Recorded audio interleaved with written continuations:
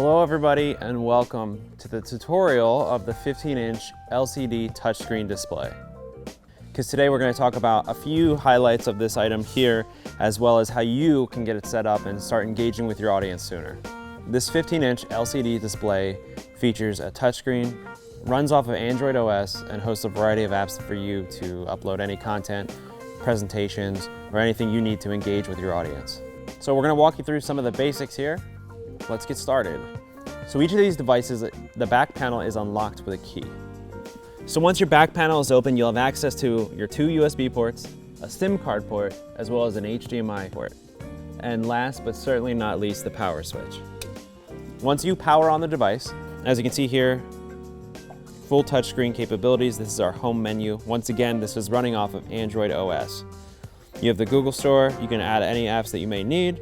We can navigate to the settings menu, and you'll see your basic settings that you would find on any sort of modern device, such as your cell phone. You can click on Wi-Fi and find a variety of options to connect to any area or network. So after plugging in our USB drive, we'll navigate to the settings here. Once you plug in your device, the USB automatically mounts.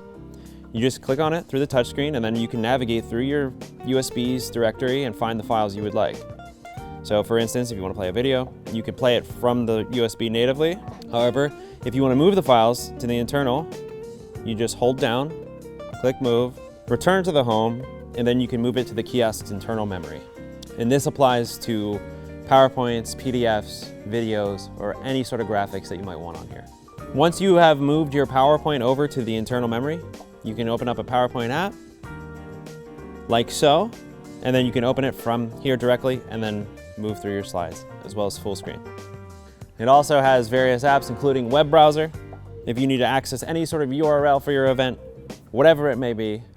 Thank you so much for taking the time to watch this video. If you have any questions at all, please feel free to reach out at any time. Our support team is available 24/7 to help you with any questions or concerns. Thanks so much, and we'll see you on the next one.